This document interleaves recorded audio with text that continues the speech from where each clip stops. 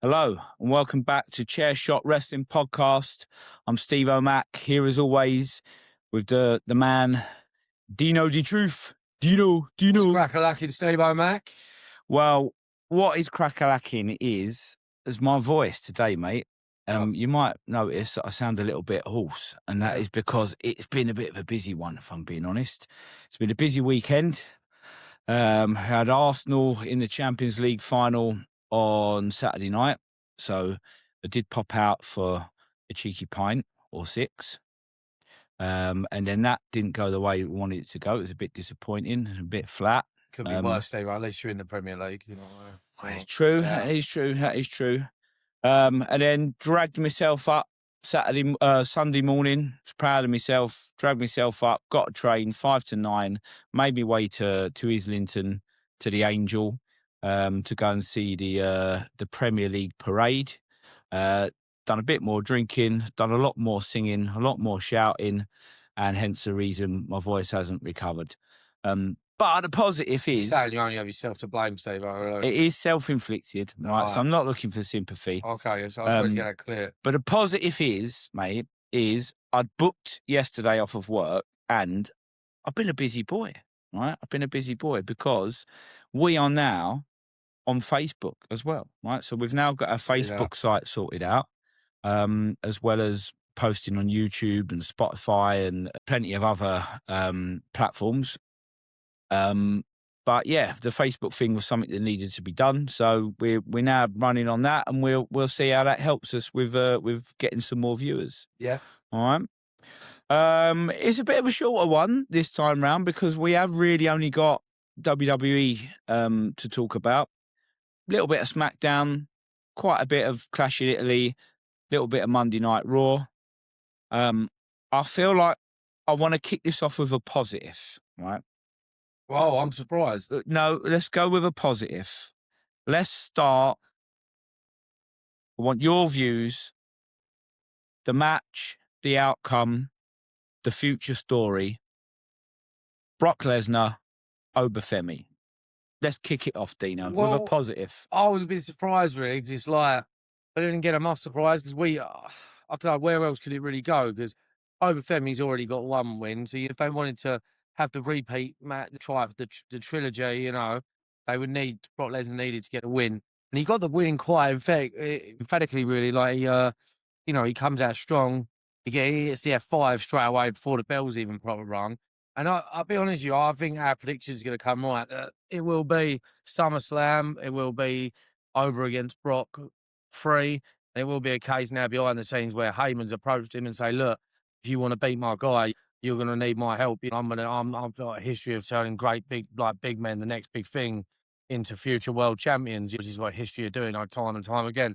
It's great storytelling, really, because Oba took his sort of eye off the ball for a little bit, allowed him to go in with the F5 and sort of like get the head start on him. With someone like Paul Heyman would coach him against things like that. And it's like, I honestly think now it's coming. Like, I think our prediction is going to become right. And it makes sense because Lesnar's not going to be around for much longer. And then, like we said before last week, we covered like this Vision thing is dead. It's been dead in the water for months, you know, and it's just like they're flogging a dead horse. You know, what else has he got when Brock goes? And he's going to need someone. And Oba Femi fits the bill perfectly, you know. He's this big character where he can work on promos with him and work on his in-ring stuff. You know, his presence, you know, maybe he comes out to the ring in like nice suits and things like that. And he just like really builds a great character. Yeah, I think they could change the gimmick of Oba Femi whenever they wanted, really. But first of all, I'm going to say I actually really enjoyed the match. I thought that because the crowd was a hot Italian crowd, they were loud, they were up. I mean, they were up for every match, really. Anywhere in Europe is always good. Enough. Yeah, it was a football crowd. Right, it was a football crowd. They were chanting stuff that wasn't a normal WWE chant. They got behind both Oba and Brock. Got a massive reaction when they came out. Like you said, the match started really fast. Brock not wasting any time, getting an edge on him. A couple of moments where they still made Oba look like super strong. Like you said, the early F5s, and then, Oba's up. Where you normally, in the past, those sort of 3-4 F5s, that's done. Brock's finished off his opponent already. No, Oba carries on. And then there was the F5 through the table. And I want to talk about this bit because this bit, I don't remember seeing this in WWE. He's put him through the table, and normally they have this really predictable count to 9, and then the guy just gets back in the ring. Yeah. You know, you get that pop of them just get back in the ring. From memory, and I forgot my notes. I've made a jobber error again, right? But from memory, I think the referee got up to 6, and then Oba just popped up at 6. So it's like everyone was waiting for the. Make him look strong, isn't it? Yeah, they were waiting for the 7, 8, 9, and then the pop up, and then it got to 6, and it caught everyone off guard, and the crowd just went nuts because it's kind of like they're showing that Oba's not like everyone else, and Oba doesn't take till 9, 6 through a table, F5 through a table, up on 6, back in the ring. I thought the match was really good. It was fast paced. I think it was 10 minutes, which I think was longer than the Mania match, or maybe it might be 9 minutes, something like that. Yeah, more of a squash match, wasn't it, Mania match? Yeah, but it seemed like they got a lot more storytelling in this one. Yeah, I agree. And yeah, 1-1. Clearly, you could see them still having a little bit after the match, still having a little dig at each other. Brock very clearly, saying to him, it's 1-1. It's an easy build up to a third one, isn't it? It's coming. I think SummerSlam is going to be the build up, the end of it, isn't it? Like that. It's the ultimate, isn't it? Yeah. So the only thing that I want to sort of really, because we've spoken a lot about our idea of what we think is going to happen with like a future Heyman turn, and I agree.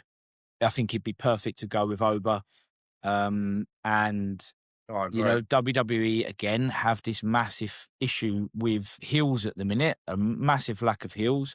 I don't even know whether Oba would be a heel or whether, like I say, they would just keep him as a face, but Heyman would then just become a face just like everybody else. I can't see Heyman being a face, though. I mean, has he ever been a face? I think everyone's becoming one, mate. I'm gonna come back to this later on because I've got a bit of beef with what's going on at the minute. But yeah, the only thing that I want to kind of just ask you is, how do you think we get from where we are now to the SummerSlam match with Oba being in the King of the Ring, right? And so on Raw, they've started the King of the Ring tournament. We've had they have the initial Fatal 4-Way matches, don't they? So we've had the first Fatal 4-Way match, again off memory, so it was Oba, Penta, I want to say Carmelo Hayes, and who else was in that match? Solo Sikoa, right? So it was a decent 4-way, but again, Oba Femi just looked immense. He was like, he had his arm all strapped up from being in the Kimura lock, which I thought they sold that really well on Clash in Italy. But again, he just dominated. And even the promo that he cut afterwards was all about Brock questioning, what are you going to do after an arse kicking? Show me what you've got after an arse kicking. And he was like, well, this is what I've just done. I've just destroyed, three of the kind of top mid-carders at the minute. And already he's advanced through. So what happens? I think maybe he gets to either semi-finals or the final, and Brock costs it for him. There's an interference. Brock comes out with the F5, and costs Oba the match when Oba was looking strong, like he was going to win King of the Ring. And then, it sets up that build for SummerSlam. And then, and that's when you get the Heyman turn, I can imagine. Yeah, I'd probably agree with that.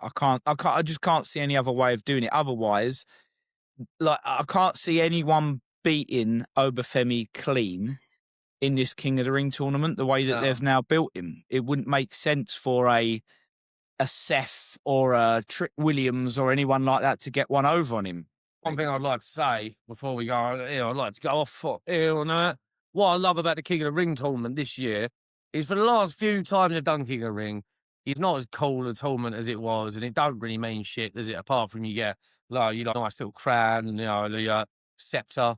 But it don't really mean nothing, does it? You could go and get that in a fancy dress shop somewhere. It was a gimmick, wasn't it? You got awarded with a gimmick. What I like is this year they've made it so, if you win the Royal Rumble, which is your big deal because you go on to main event WrestleMania, it's now you get to go on to main event SummerSlam, which is arguably the second biggest pay-per-view.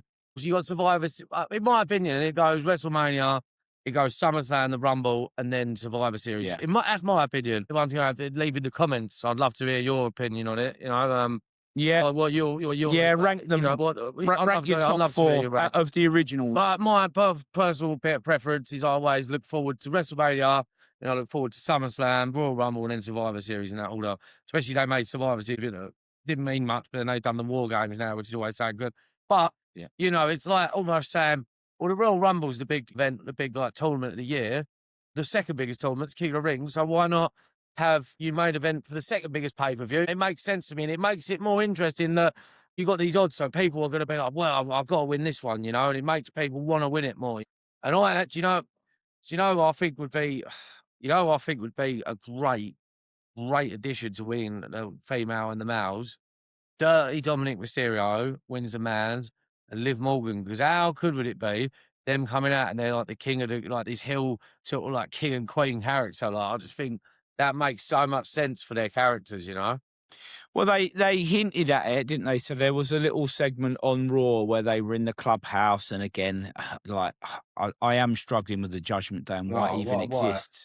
But I do like Liv Morgan and Dom together. Yeah, everyone loves them, but they need to. They're just carrying around this dead weight of JD Madonna, Raquel Rodriguez, and I can never remember her name. Roxanne Perez. Yeah. And it's like, why? It's just carrying around this dead weight. And for me, it's just ruining their star power of these two arsehole heels in the currently that could be great heels, and could work great together in the women's division and the men's division, either or for both of them. Yeah. So, well, I've got 2 points that I'll pick up on that, Dino. Number one is you're exactly right. They are probably the best 2 heels in the company. In fact, they're the only 2 heels that actually get proper heat. And I'm going to come back to this topic later on because I want to go into it a bit deeper. But there's not many heels at the minute that are actually getting the heat that they're getting, right? So they are doing their job. They are performing their role. Yeah. My only other issue with this thing, and it's not with Dom being in the men's King of the Ring, but if the King and the Queen of the Ring winners get a title shot at SummerSlam, Liv Morgan is already the world champion. So what's she going to do? Fight herself? No, that's right. So that doesn't make any sense to me because that just means that if Liv Morgan goes and wins it, there's no real choice. She basically has to fight Rhea Ripley because there's no option for her. They're going to unify the women's titles, because they're trying to build maybe a unification match. But then, do you think that that's what the women's division needs? Like less stars and just put both belts on one person, and then you've got even less going on in the women's division. To be fair, I think it'd be a silly move, but I wouldn't hate it because there isn't a lot of competition for great women's wrestlers in WWE. And it's I don't know, it would make sense whether they'd do it or not. I don't think they will personally, but I think it makes logical sense to be honest because it's just you said the other day you got Rhea Ripley and Liv Morgan hasn't done anything in ages and God knows it's Jade Cargill. They don't do anything for me. So it's who else is there really? Yeah, I think for me with the women's, and again I haven't got my notes, so I can't remember what the 4 ways are off the top of my head. But my when I first saw it, my first reaction was, I think it's just going to be the 4 same big top stars in the semi-final, and I don't think they're going to give anyone new a push. And straight away, Io Sky wins the first 4-way and progresses through. Where I thought actually there was maybe an opportunity to have given someone else a bit of a push. Maybe that in a 4-way you can beat one of your top stars by them not being the one that gets pinned, and someone else gets pinned and someone else gets over. But someone like Julia, who sort of came in, as this sort of this future top female star over a year ago. And again, hasn't really done much. She had a couple of women's US title reigns that was just seen as a nothing belt. I can't really even remember anyone that she had a real sort of feud with that was worth watching or worth sticking in your memory. And again, she was the one that ended up getting pinned. So I feel like just if you're going to have a four-way is a perfect opportunity in a wrestling company to push someone, give them a big win over a top star, but keep the top star strong by them not getting pinned. No, they've reverted straight to their same thing. So I just see it as being like it's going to be four of the top women in the semi-final. I can't see them pushing anyone, mate. There's a little bit of tease as well, man, with this Maxine Dupree. I think she's going to go off and join Paul Heyman because there's been a bit where her attitude changed. She don't feel respected. There's a bit where she went to Adam Pearce, said, "Oh, well, where's my title, mate? Where's my shot at the Women Queen of the Ring?" And I think that's gonna happen soon. They're gonna have. Yeah, but again, I'm not excited in the least about that. They tried to give her a push, didn't they, with the whole Natalia thing and the being trained and all that. And then again, Michael Cole, who's just grating this shit out of me recently, telling me, "Oh, Maxine Dupree's, now she's been trained, she looks like a different wrestler." No, rubbish. She looks exactly the same.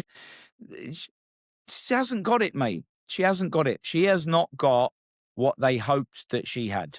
She's not a star. You definitely hate on Michael Cole these days. Because I know it's his job, and I know he probably gets told to do this, but it just irritates me. It was like this little comment that irritated me about the Scary Movie that they kept advertising. And there was this one comment that he made in the Roman Reigns Jacob Fatu match about, Jacob Fatu's going to feel like he's in a scary movie. And I just thought, how lame is that? Yeah. You're in the middle of a tribal combat match, which is supposed to be like the top sort of hardcore match that you get in WWE these days, and you're making silly jokes about, it's like a scary movie. I couldn't imagine JR plugging a movie during the Mankind on taking Hell in a Cell, King of the Ring. Just so lame, mate. Just so lame. No, I mean, I agree with you. Well, I thought a lot about what you said last week, and it's like, I don't rate the commentary teams, really. I like Wade Barrett, but I like Wade. Joe Tessitore, he just does nothing for me. He's like,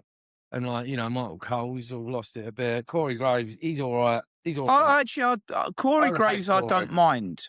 I don't mind him. And actually, I'd rather it be Corey Graves than someone else. I'd rather them give the play-by-play to Corey Graves and then just get Wade Barrett. Just get a colour commentator, someone else in with him and let them play off against each other, because Michael Cole he seems like he's got no personality anymore. He's just boring.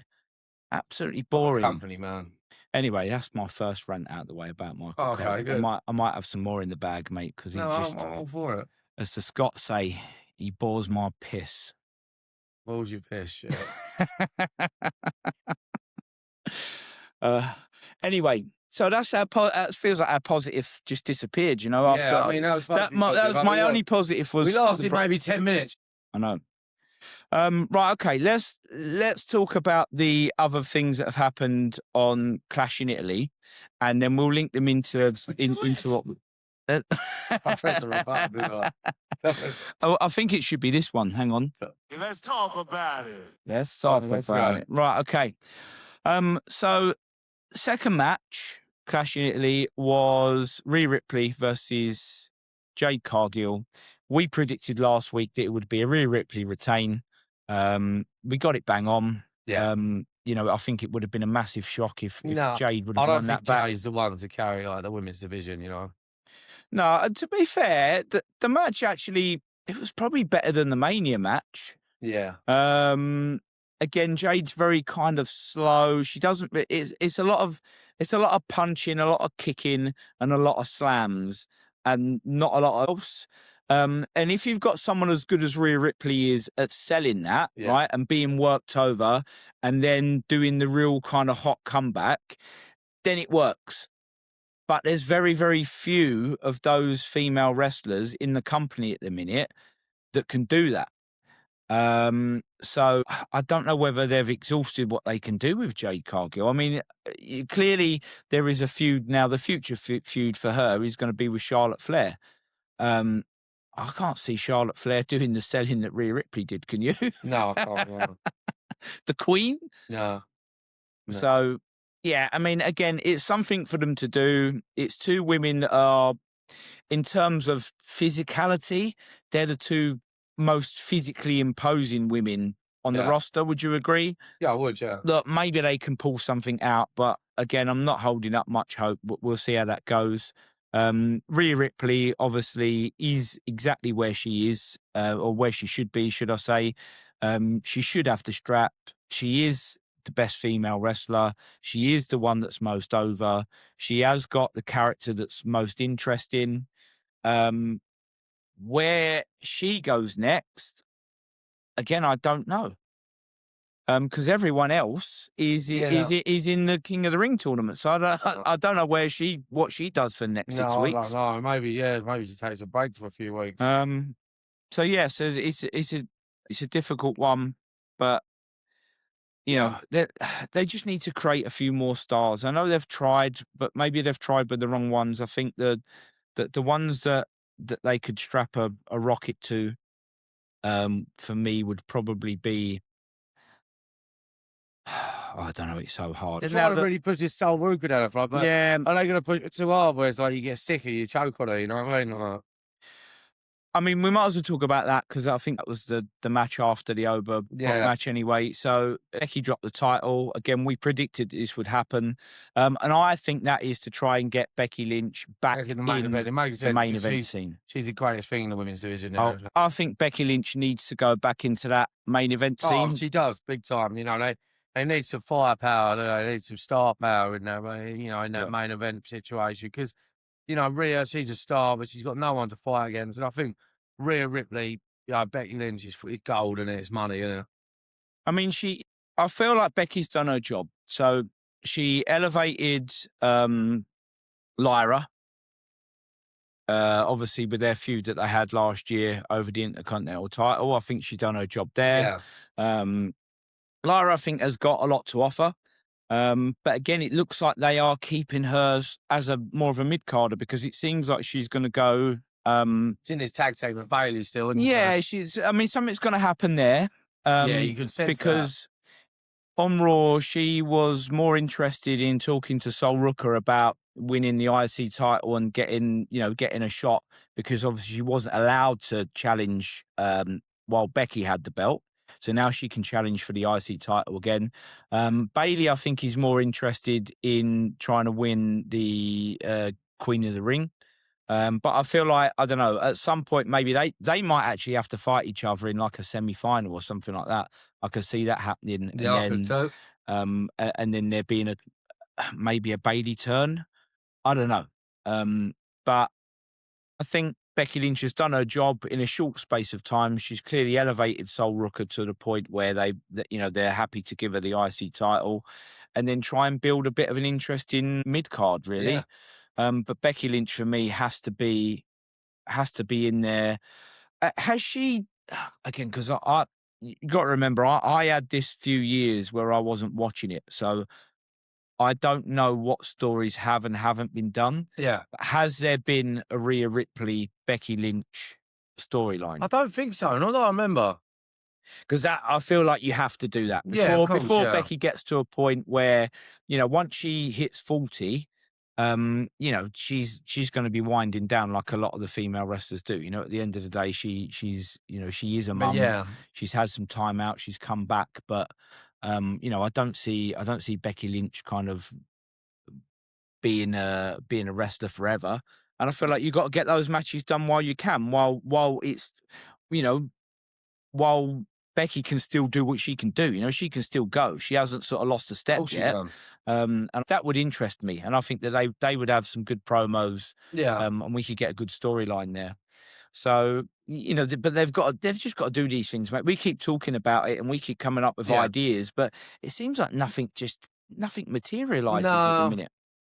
And then it just feels like a lot in WWE. Like, I thought it's Mania, and they seem to just tease things and like things are going to happen, but then like nothing. Like goes back to ages ago. With like the Cody Rhodes, where like the turn like a year or so ago, and it's like over a year ago now. It's like, where was the Rock in all this, and why was the Rock teased? But it just feels like they do these things. I'm sure we're going to get to it. But it's like the Cody Rhodes Gunther match, and they've been teasing Sami Zayn coming out and getting him at Cody Rhodes, and like, is he going to do it? Is he going to help Cody Rhodes? Is he going to help his friend? what is the point of all that? Because where was he in the pay-per-view? Well, he wasn't even there. So what was the point of even doing this build? Like, I don't get why they keep teasing these things and nothing materialises with it. Like, it's like they're just doing it for the sake of it, but they don't have any like long-term plans for it. You know, that's what it feels like to me. This is where I'm going to be super critical here. They had a perfect opportunity, right, in Italy. I'm going to tell you now, Gunther got a massive reaction, right? He got cheered again. And this is what I mean about what they're doing with their heels, WWE. They keep fucking things up because they won't let the heels do something like outrageous, which he did. You know, when he retired John Cena, he got a massive amount of heat.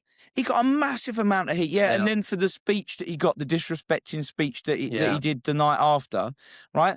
And it just seems like all they've done since that point over the last 6 months, I mean, he retired 3 of the greats, is to make him less of a heel, bit by bit by bit. Yeah. Now, we said last week that being that this is in Italy and it's in Central Europe, you know, he did wrestle in Switzerland a lot. You know, he's from Austria. There's probably going to be a bit of a split crowd. They're going to get behind the European guy. And he got cheered as a heel when really you want him to get booed, right? But it's in Italy and we can accept that. It's a football crowd, right? Yeah. But again, a perfect opportunity to, you know, if you're gonna switch a title up, why not do it in somewhere like where the crowd's a bit more hostile towards Cody Rhodes and kind of have this thing of like, oh yeah, well the crowd, you know, they weren't fully with Cody. It was one of them things where it was hard to perform in front of that crowd. And just give Gunther the win any way you want. Like I said, involve Sami Zayn if you want, but just give Gunther the win and let him become this heel.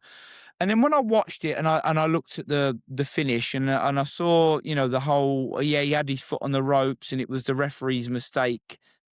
And again, I thought, all right, okay, so he's taken another loss. Yeah. Right, in a championship which match, doing a lot lately, which he keeps doing. Every time he gets into a champions match, he loses. We talk about people being made strong. He ain't getting made to look strong. I mean, yeah, but it's like they're hanging on by a thread. They're trying to keep him strong now through a poor decision from a referee.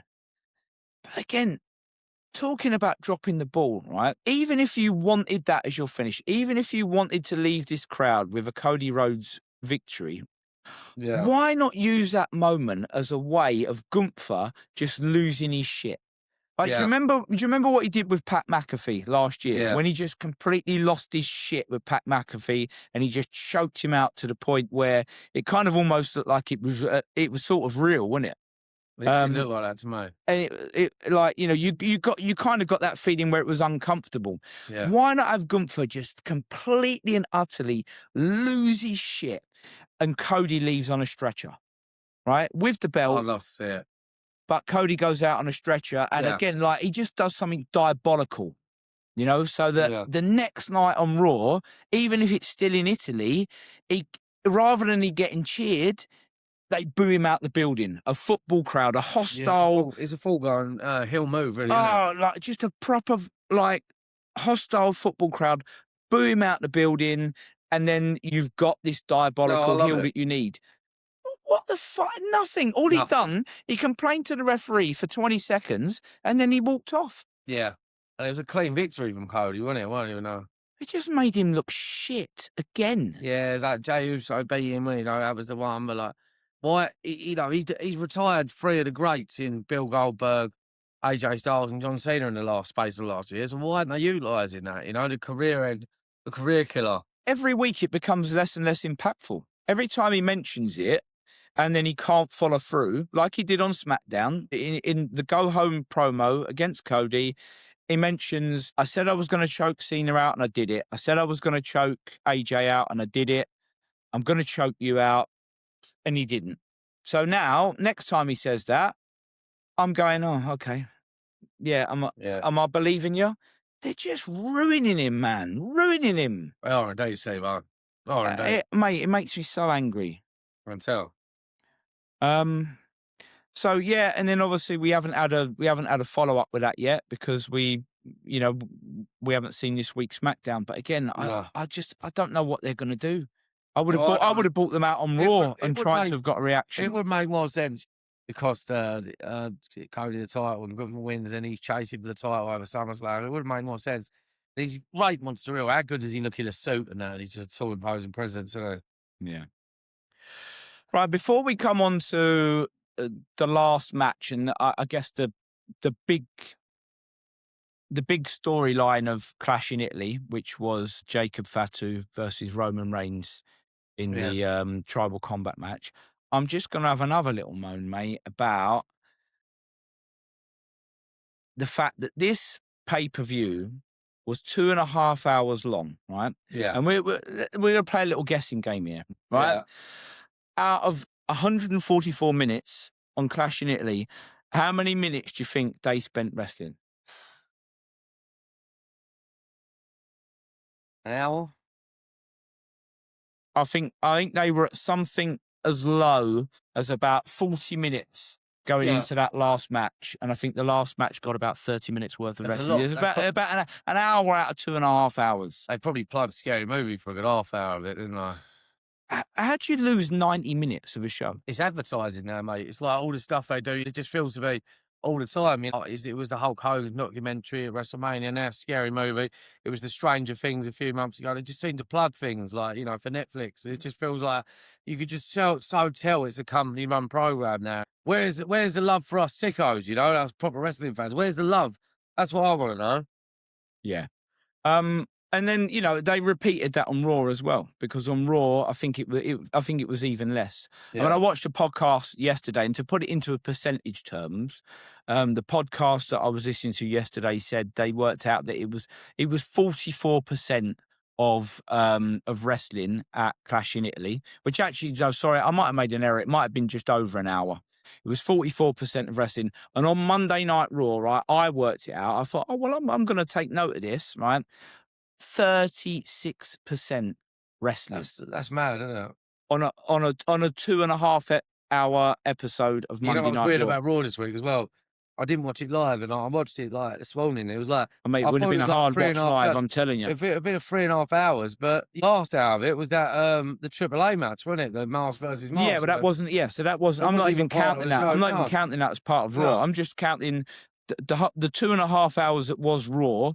If you watch that live, bearing in mind that out of that 36%, they also had ad breaks within that. So if you was watching it live and you couldn't do the ad skip bit, you were sitting through 2-3 minutes at a time of just watching nothing. It's just no good, mate. It's I don't know what they're doing. I don't know what they're doing. But yeah, so that's another negative for me out of this weekend. And of all weekends, mate. Right, after Double or Nothing, the previous weekend, smashed it out the fucking park, and there's been nothing but rave reviews about it all week, with the only complaint being that it was probably maybe an hour too long. Right, they love doing that though. I mean, they love doing that. Pay-per-views, like.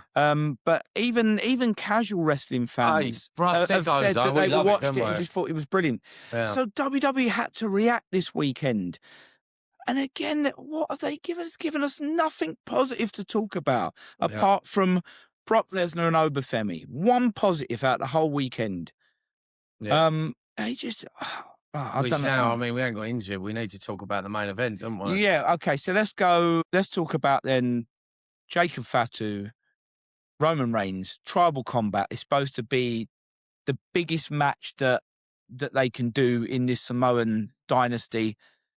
Right, what was your opinion on the match? Well, I don't know, it was very PG for me, and it was like, you know, there's nothing really, apart from a few like spots, weapons and that, there was nothing really that you thought, wow, he's really trying to win it, and he cost, you know, for two big Samoan savages as well, and you think they've got everything on the line, and it's like, they're trying to like win the head of the family, and there's just big stakes, the title was on the line, the head of the family is on the line, you know, surely these people go out and do whatever it takes, you know, whatever it takes, and it just feels like, yeah, you go, I think afterwards as well, innit? We showed, my mate was around, Jake, and we showed them the pay-per-view Revolution where it was it was Hangman Page and MJF, you know, in a Texas Deathmatch, and that match was brutal, from start to finish. And they weren't two big imposing characters. You know, like, looks like, you know, they're in a bar fight, like Fatu and Roman Reigns, you know, you'd back them. But, you know, then like the tenacity from the two like smaller guys, like, you know, it was just, it didn't even, wasn't even a comparison, was it? It wasn't even in comparison. It's like, it's not that it was in a different league. They're playing a different sport, you know? And it was just, yeah, it was just miles and miles ahead. And I feel like everything AEW does now, even the mid-card guys, you know, they have these brutal matches with spots, high spots every week. And it's like, you've got two of the top guys in the company fighting for big stakes, like I said, you know, and like really like pushing. They just didn't appear to want to win, you know, like you didn't sense the desperation from them, did you? It just felt like another match. It didn't feel, it felt like a Monday Night Raw match, you know? But like, I mean, look, so there was a report that had come out before Clash in Italy that Jacob Fatu had picked up an injury at a show in Liverpool on might have been like the Thursday night or something like that. So already though, but it feels like that was an excuse for me because I don't see anything that they would have done with this match watching it that made me think that, oh yeah, he was holding back, because like Roman Reigns ain't going to do any off the top rope type moves. He ain't going to do no Darby Allin shit. So the only way that you could make this match brutal was using, you know, the stuff that was on the outside of the ring and using that to the best of its ability to kind of give it that edge. There's one bit that really annoyed you with Steve with the toolbox. So so Roman Reigns grabs a toolbox. Great, everyone loves a toolbox, right? It takes you back to the Attitude Era. In the first instance of how he used it, it made sense, right? He went straight for the hand of Jacob to try and nullify the move that he'd been so afraid of in the build-up, right? It's tongue and death. I get that. Perfect. So whoever came up with that idea, great. But then the next bit, right? Again, it just irritated me so much. Roman Reigns empties out all the tools so that the box is empty, so that it's just a light bit of metal now. Yeah. And then we're supposed to expect that now that's now going to do more damage. Yeah, I don't know. It's just stupid. It's really sloppy, you know, writing and that. It just didn't make any sense. And it's like... So, like, why not keep the tools in there so it's a heavy box, right? Yeah. Or, now that we've seen the tools that have come out of it, and amongst those tools was a hammer and a chain, right? Yeah. So I'm thinking, number one, what about Roman Reigns? Like, again, he's getting vicious now because he knows that he wants this, right? He knows what's at stake. There was no desperation. What about a hammer to the hand? Yeah, right? That makes sense. What about wrapping your fist up in a chain and doing a Superman punch with a chain on your fist? That makes sense. Like the Undertaker back in the day. They just left it on the floor. Emptied it out and left it on the floor. Right? Dog shit. Dog shit booking. Dog shit work. Whoever the road agent was, dog shit. I'd sack them. I agree, yeah. Don't care who it is. Well, you want the job, didn't you? As well, I'll take it. Yeah. I'll take it because I'd have done better than that. I'm telling you. I'd have done better than that. Even with an injury, right? And to be honest, if I was guessing that anyone was injured, I'd have said it was Roman that was injured because Jacob looked like he was moving around the right to me. All the best stuff came from Jacob. Yeah. Yeah. But that was just a match in itself, mate. But then you've got the ending as well. How lame is this? So we're meant to believe that smashing someone's head off of 3 turnbuckles without the pad is all of a sudden, that is now a killer move. That is now in wrestling, that is like something dastardly. Oh, no blood effects. In the Attitude Era, they used the heel would take off the exposed the turnbuckle most weeks, wouldn't they? Yeah. As soon as the referee's back was turned, that was just a weekly spot, right? But that is not an end to a tribal combat match. No, I'm sorry, that is just so lame. There was so much more that they could have done with it. Again, I don't remember Roman being in a situation with the Tongan death grip. Do you remember him being in a situation at any point where he was really in trouble? And they've been selling it for weeks, you know, where he's like, oh, God, and he's like, oh, you know, and he's scared of it. And it's like, I don't know, what's the point of it? I don't know, but it's another thing again where it's like, they've done all this groundwork for it. It's like the Sami Zayn thing, but it's like nothing comes of it. And it's like, why are you even ramming this down our throats, you know? I don't get it. just irritated me. And then, even the storyline, mate, it disappointed me because I'm now thinking, I don't know about you, we've seen what's happened on Monday Night Raw. You know, we knew how that was going to start. It's acknowledgement time. Jacob comes down. I liked the segment. Don't get me wrong. I liked the segment. I thought it was good. I thought Jacob came across well. But where do we go next with this, right? So Jacob Fatu is now part of their bloodline faction. Are we just doing another? Are we just going to repeat the bloodline? Is it a case where it's like, yeah, it just seems like it? And you know, there was that bit where like LA Knight was going out and it appears, oh, you know what, we're doing the bloodline again now. People are upset with it. It's like, I don't know what's going to happen with it. Maybe it's the old case of the Batista thing. You know, maybe he turns on him like he did on Triple H. So it's just bizarre because it for me now, again, it just kills Jacob Fatu as a credible heel, which they were trying to build him up to be. And although he got cheered in this scenario because they're not, he didn't do. It was cool, wasn't it? But he didn't do anything. Again, I'm going to use the word. He needs to do something diabolical that gets the crowd to just be like, oh my God, this guy's nasty. And now he's part of that group, so he's now going to get cheered every week. So that is now a heel. Like, I know he was. Is there any true? I know he was a face going into Mania, but now he can't be a heel, can he? Because he's now with Roman. So no, that's another one gone off the list. Yeah, I agree. I don't know where they're going to take this. I don't know where they're going to take the storyline or where it goes from now. LA Knight seems to be the only one that's got beef with it. Yeah. And it's like, we just can't work out what's going on with this LA Knight. And it's like, you know, the crowd have seemed to love him. It's let me talk to you. You know, people love saying it for years. It's like, what are they doing with him? Is it they're saying happening behind the scenes we don't know about? It's the only thing I can work out. What makes logical sense to me, why they wouldn't, you know, strap a rocket to him and give him the title, you know, even if it was for a couple of months, you know, when they done it for Jey Uso, it would have made more sense for it that to be LA Knight's spot, you know? It would have made more sense to me. This is where I feel that they've gone now, mate. I reckon that they literally have taken the approach that they're happy with everyone getting cheered. Yeah. Right? It's almost like it doesn't matter who wins, who loses, or on any given show, right? Yeah. They're just happy with the crowd cheering. So everything that's come before it, all of the legacy of wrestling in terms of having this heel and babyface divide is sort of done now. Everyone just gets cheered.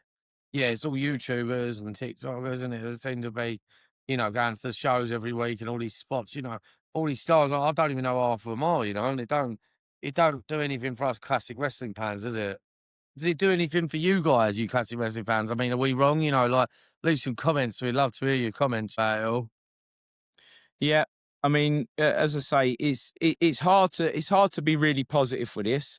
But yeah, you know, we want to hear your opinions. Are we wrong, or are you feeling the same as us that they just are not progressing anything the way they should? Well, is there anything you did enjoy about Monday Night Raw? Me? Yeah. Okay, well, we might as well finish off with this last storyline, right? Because I guess the big talking point is the main event of Monday Night Raw, Braun Breaker versus Seth Rollins. I actually enjoyed this match, but then again, I don't understand where they're going to go for it. It just seems to be like you've had Braun Breaker and Seth Rollins on multiple times in the last few months. It's just like, but I did like the spot where that Seth Rollins dodged out of the way for the Mega Spear. And he actually speared Paul Heyman through the barrier. And I thought, you know, that's great for a manager like Paul Heyman. He only took his first bump for like last year, you know. And now he's like, seems to just be like loving it. He's like a junkie for it now. Like Heenan used to do back in the day, like that kind of thing. You know, I love it. Like, oh dear. I like the match, mate. I like the match, and there was a couple of decent spots. That being one of them. I actually thought the finish was all right, but like you just said, where do they go now? It's like so what are they doing with Bron now? So they've given Seth the win. It's almost like they've gone, oh no, we can't put anyone over. No, can't get Seth to put anyone over. So Seth gets the victory. Is that finish with him doing the spear into the belt, like you said, the Goldberg? Yeah, it was the Goldberg Bret Hart thing, wasn't it? And I loved it. But I did. It was a great finish. Was it enough to keep him strong? Is my question. Maybe it was, yeah, but like, I don't know. I don't know if you're building up Seth Rollins' character again now. But where's this thing? Like, where's the thing with the Street Profits now? That seems to have died a death, doesn't it? Like, there wasn't a lot to do with the Austin Theory when he come out and again and like. But I don't know. I don't know. Maybe they're building for like long term for War Games, something like that. Survivor Series. So it seems a long way off to be building for that. Yeah. I don't know. Long way off. I don't know. I don't get it at all, to be honest. I don't get why the Vision's still a team. I just don't get it. I don't get why they're hanging on to the Vision. I don't why they're hanging on to the Judgment Day. So it clearly doesn't work, Do you think that somehow they just got to drop those belts to the Street Profits? Just get rid of the belts so you can break them up? Yeah, they need to disband, because it's like, Bron Breaker's a great star, but he's carrying them boys around, I'll never rate Austin Theory. What was I call him? Shit, Channing Tatum, you know what I mean? Like that. It's like that. So it's like, yeah. Oh, man. Not so Magic Mike. Not so Magic Mike. I love it. Yeah. Let's get that put on a T-shirt. Yeah, not so Magic Mike. Where would you buy? You know what I mean? Yeah. I still reckon, mate, again, if they're watching, Danhausen. Cursed Division. Yeah, I love that. Fucking make a story of it. It's done. I did make come up with something. Was it on SmackDown? I have been enjoying the Danhausen stuff. It's stupid, but it's like the Sand. And he was in the crowd actually for Classic Italy with me. He said it's like Santino Morello. It was so classic. Yeah. He wasn't.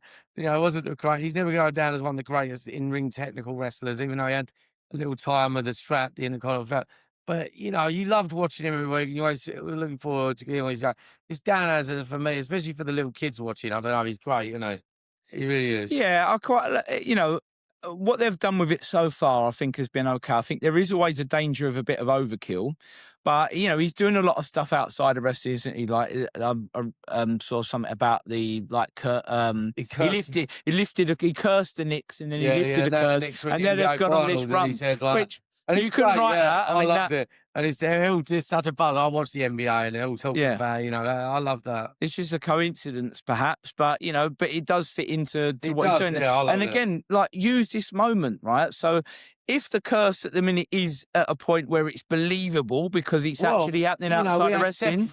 We had Seth get injured, then we had Bron Breakker, then we had Bronson Reed, now it's Logan Paul. Yeah, use it as a way of somehow, build it into a story that he cursed the Vision, and now he's going to lift the curse. I don't know. I don't hate it. I don't know, but I'm just thinking of ways they can salvage stuff. I don't know what they're going to do. Take this forward. It's like, what was it? Where was Austin Theory this week?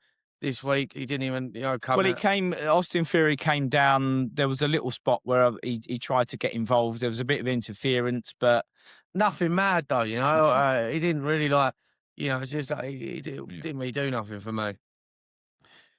Okay, I think I'm gonna wrap this one up just by kind of giving. We'll have a nice short episodes. I feel like our loyal fans, we've been going into it. We give them 2-hour episodes. I think this week, and I think next week when we come back, we're gonna.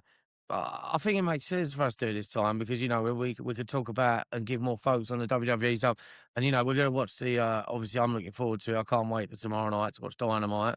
I'm looking forward to Dynamite, and we're gonna have a lot to talk about. Well, you got a world title match again. Yeah. So MJF versus Roosh should be good. Love it. You got Speedball versus Kevin Knight. That's going to be good. And just be interesting to see how they progress. To see what the stories they started last Moxley, week. I've still got more to say with Moxley and Ospreay. Moxley, Ospreay. Well, Ospreay's got his semi-final against Mark Davis. So yeah. So that's going to be interesting. Yeah. So it's stuff that's making us look. They just seem to be doing it right. It's stuff that's making us excited about doing it. And 100%. But again, I feel like we were fair to WWE last week, right? We had some ideas. We were really looking forward to this pay-per-view. We were being positive about it. I just wish there was a few more surprises, Steve-O. That's all I wish. It was so... I'm going to use the word... It's so safe. Everything is so safe at the minute. Yeah. And that's what I mean about them not having any heels, right? It's like what they've created this environment where no one really gets booed. It's all too safe. And you're just not doing anything that's shocking anyone. we want something positive to talk about. And if anyone, as I say, if anyone enjoyed something that we haven't spoken about, that happened within WWE this week, please put it in the comments. Yeah, if there's something that you feel that we've missed, and if you think that there's things that are positive that you feel like we should be mentioning, please put it in the comments, because we want to know. We want to know, do you feel the same as us, or are we the minority? It would be interesting for us to find out. And as I said, we'd like to discuss it on next week's show. But yeah, Dino, anything else you wanna finish up on for this week? Anything else that's been? I think that's good, really. I mean, I'm just looking. Like I say, I'm really looking forward to Dynamite tomorrow night. I'm just looking forward to seeing what plans out. I can't wait, in a couple of months till we go to the pay-per-view in Wembley. I'm so looking forward to it, and I feel like we're going to learn more in the coming weeks. For your TLC fruition comes to things like that. I'd love to see that. That would be excellent to see that live, wouldn't it? Yeah. And also, we want to see, is there going to be anything with the Kenny Omega, Will Ospreay? Is there going to be a continuation of that conversation from last week? That would be nice if they drop something in, or maybe they might do that every couple of weeks. Like I say, they have still got.